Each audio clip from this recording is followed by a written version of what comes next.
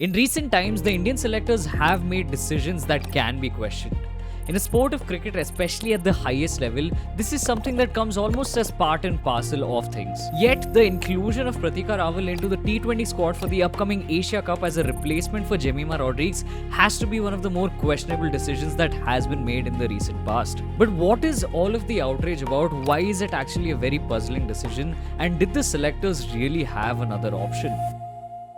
For starters, let's talk about Pratika Rawal. She's had an incredible start to her international career. Of course, it started off with a blistering run in the ODI format, where in 27 matches, she's amassed 1,189 runs. What's impressive is that she's maintained an average of 47.5 at a decent strike rate of 82.3 with 200s and 850s. So with Pratika Rawal, the ODI batter, you know that she's cemented her spot in that Indian squad. Even in the solitary test that she did play, she did go on to score 150 and has 81 runs at an average of 40.5. So for a batter of that caliber, you'd hope that her T20 numbers are also very reflective of the kind of batting that she's shown. Of course, she's yet to make her T20I debut for the Indian team, but more importantly, she's not even played a single game of the WPL as of yet. In the T20 format, however, she's played 24 matches wherein she scored 574 runs. Her average at 24.9 and a strike rate of 105.3 are not flattering at all. And despite the fact that she comes with a reputation of someone who likes to take time to get into her innings, a strike rate of 105, irrespective of how long you take to get into your innings, is not justifiable in the T20 format. And sure, this strike rate of 105 is over a period of matches. So the other thing you also want to look at is maybe she's had a tournament or a season where in the recent past her strike rates have gone up and she's improved. But that has also unfortunately not been the case. Because for starters, after the 2025 ODI World Cup, she was injured and so could not really take part in T20 tournaments thereafter. So the last time she even played a T20 Challenger Trophy was back in 2024. Here in the tournament, she did end up as the 6th highest run getter, getting 142 runs in her 4 innings. With an average of 35.5, you see that she can get the runs, but the problem still stands. It's a one look at her strike rate and you realize it's just 111. Which in fact, if you have a look at the list and compare her to the top 6 run scorers, you'll see that Pratika Rawal has the worst strike rate. So yes, she might have got the runs, but the problem is that she's not scoring them at a quick enough clip, which would also go on to explain why she's not been able to make her WPL debut as of yet. And after looking at all of these numbers, do you really start to wonder if Pratika Rawal is the right selection for this T20 squad? And it seems to be a problem that's constantly been haunting the Indian team, right? Even if you think back to the most recent T20 World Cup, there was so much confusion not only around the roles, but also the players that would bat at that number 3 position. You had Jemimah Rodrigues, but of course in the lead up to the tournament itself, it was also Yastika Bhatia who was tried at number 3.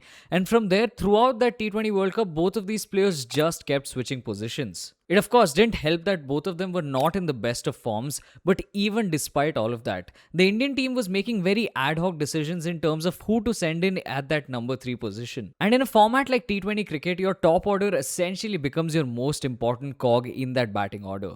So what happens, especially if one of the openers fails, is that you want your number 3 to come out and be able to express themselves and show that the momentum continues and take the game to the opposition. Despite all of this, it was not something that we did see in the World Cup, where India's number 3, irrespective of which player was coming in, was usually sapping out the momentum. And so in a situation where you know that Jemimah Rodrigues is injured and might be missing the Asian Games as well, this is where the Indian selectors and the Indian team management could have gone in a couple of ways. Either you bring in someone from the existing squad into the batting order, or you decide to blood in some new youngsters into the squad, especially those that have done well repeatedly in the domestic level, but also at a good strike rate. And keeping that in mind, there would have been 2 sets of player pools from which India could have picked their replacement for Jemimah Rodrigues. If you've made it this far and if you're enjoying this content, hit that subscribe button because we're so close to 2,000 subscribers. So get us there. Now, the first set of players are those who have either represented India recently in the T20 format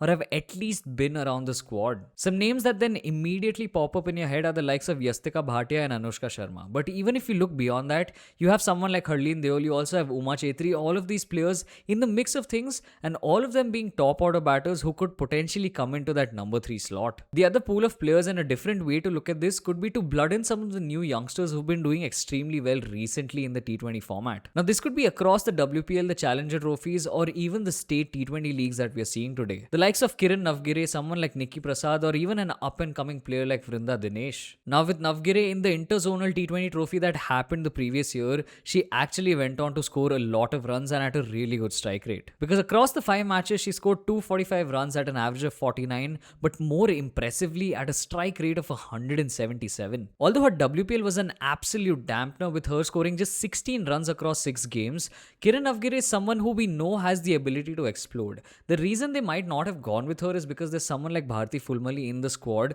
which makes sense, but this is an option that could be tried. Along with this, someone who's actually been a very exciting prospect in the last couple of years has to be Nikki Prasad. Now, if you look at her domestic performances in the previous season, there were a lot of question marks. However, one look at how Nikki's done not only in the WPL this time around, but more importantly in the Maharani Trophy, and you wonder if it's worth taking a punt on her. Because in the WPL of 2026, although she batted in limited opportunities, and in fact the Delhi Capitals did not really know where to use her, she still showed a few sparks of brilliance. Averaging 25 and a strike rate of 120.9 means that she's already doing better than someone like Pratika Rawal. But it was the recently concluded Maharani Trophy where she really came into her own, ending up as the second highest run getter in that tournament. With 331 runs across 7 matches, also with a really good strike rate of 144 and 3 half centuries to her name, Nikki Prasad had a belter of a tournament. And even her teammate in Vrinda Dinesh at the Hubli Tigers did a really good job of just racking up a lot of scores across tournaments. Because in the Rising Stars Asia Cup that recently took place, in the 5 matches she scored 171 runs at a strike rate of 176. Even in the Maharani Trophy, she ended up as the 4th highest run getter in the tournament, scoring 256 runs in her 7 matches,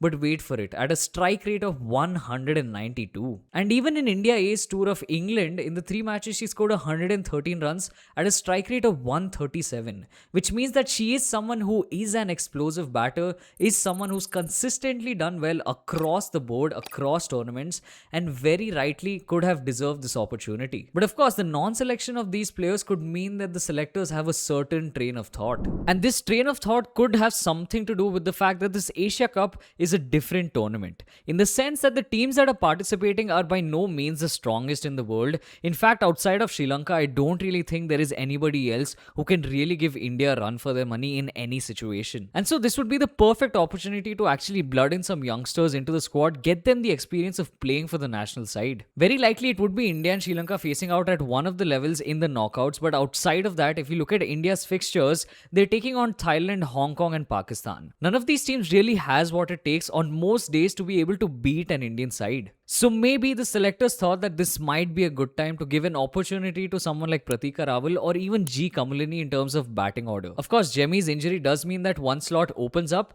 but outside of that, this should have anyways been a tournament where some few youngsters or new batters were tried. The only problem, however, is that even if Pratika Rawal does go on to perform over here, it really does not serve as much of an indicator as to what she can do coming in the future matches. If anything, what the selectors could have actually done much better is to just give most of this squad a rest. They could have ensured that some of the more seasoned pros, maybe someone like Harmanpreet Kaur, Renuka Singh Thakur, all of these players are given appropriate rest, and this could also be the time where Smriti Mandhana just takes over the captaincy and a lot of new players are brought in and tried. Because you also have to keep in mind that the Asian Games is coming up in September, and for a tournament like that, you would like if you have a little more bench strength, which means that you would also have to give few more players some game time, especially those that have been performing at the domestic level, so that you can try them at the highest level and then at least know that you have some kind of backup. This also ties into the very World Cup point, where despite the fact that India had Jemimah Rodrigues firing at number 3 come the World Cup and she went out of form, even Yastika Bhatia was struggling to score runs at that position, and ultimately due to the lack of bench strength,